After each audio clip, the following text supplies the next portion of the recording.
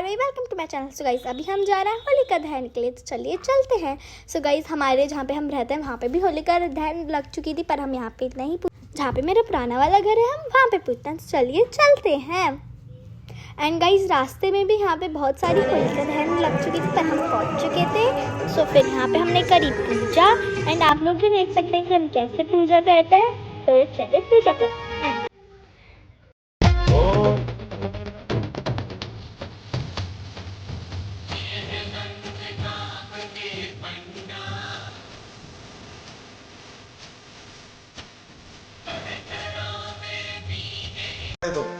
ओ आयो नंद गाम के होरी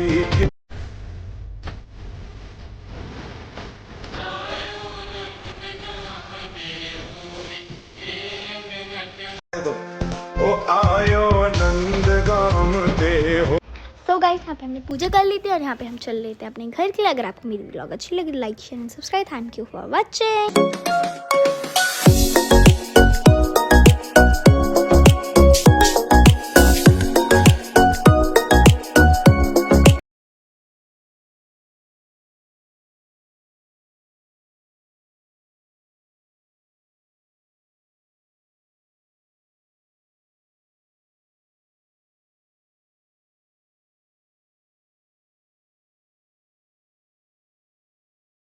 सो गाइस यहाँ पे हमने पूजा कर ली थी। सो हम चले गए थे अपने घर।